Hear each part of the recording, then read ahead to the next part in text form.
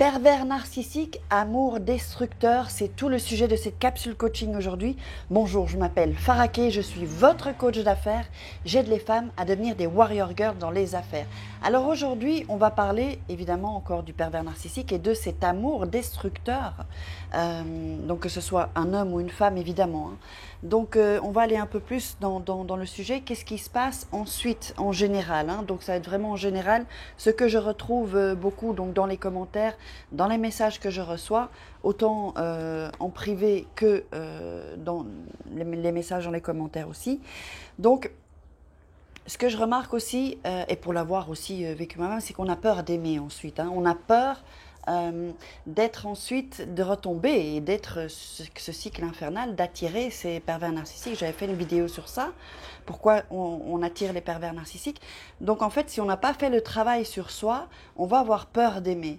Donc avant de ne plus avoir peur d'aimer, ça prend du temps et c'est normal parce qu'on a été en souffrance, on a été blessé, on a été humilié, on a été parfois trompé, parfois battu aussi, pour les cas les plus graves.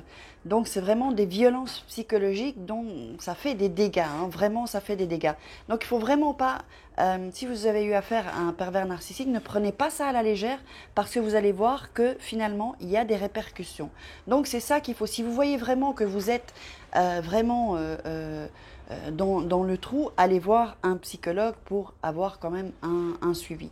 Donc ensuite, il faut aussi que, là je veux vous rassurer, que vous sachiez qu'il n'y a que, les statistiques sont celles-ci, 3% de la population qui sont pervers narcissiques, autant hommes que femmes évidemment. Donc 3%, c'est pas tant que ça. Évidemment, parfois, on a l'impression qu'on en voit partout, en fait. Et puis, ce qui est bien, c'est que quand on a connu un pervers narcissique, on peut quand même mieux les repérer ensuite. On a des indications.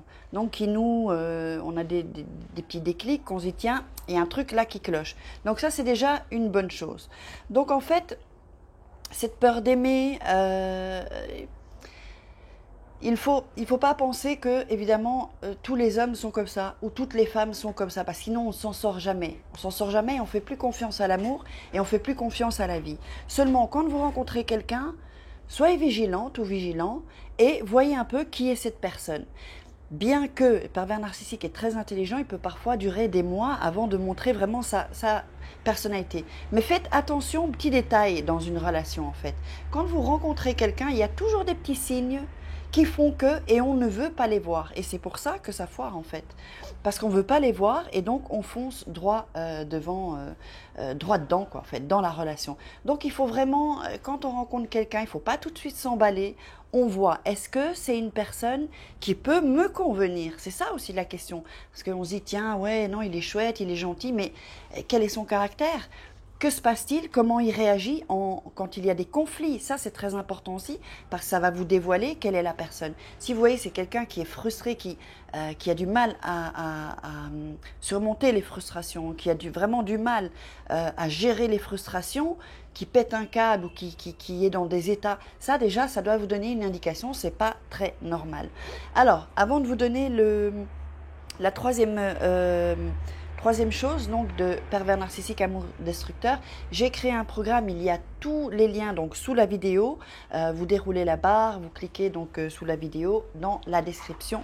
C'est un programme qui est fait pour sortir de l'emprise d'un pervers narcissique, qui est fait pour se sentir mieux, qui est fait pour sortir aussi d'une relation toxique, tout ce qui a trait à cela, pour que vous puissiez vous reconstruire, apprendre à vous aimer et ne plus vous faire avoir vraiment dans les relations, quelles qu'elles soient, quoi, en fait.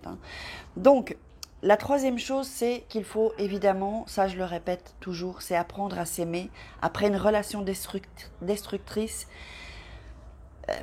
Il faut réapprendre à s'aimer en fait, mais s'aimer soi, avant de se lancer dans une relation, parce que souvent je vois l'erreur que beaucoup font, c'est se lancer dans une autre relation. Et ça, ce n'est pas la bonne solution. C'est pas la bonne solution, pourquoi? Parce que vous n'avez pas eu le temps de voir qu'est-ce qui s'est passé, qu'est-ce qui a fait que je suis tombée dans cette relation, qu'est-ce qui a fait que ça n'a pas fonctionné, qu'est-ce qui a fait que j'ai accepté toutes ces choses. Qu'est-ce qui a fait que je me suis éloignée de tout? Donc tout ça, ce sont des questions à se poser et à vraiment prendre de la distance. Donc il faut un peu de temps après une rupture, après cet amour destructeur. Il faut prendre le temps, donner le temps au temps de voir tout ça et de faire ce travail intérieur.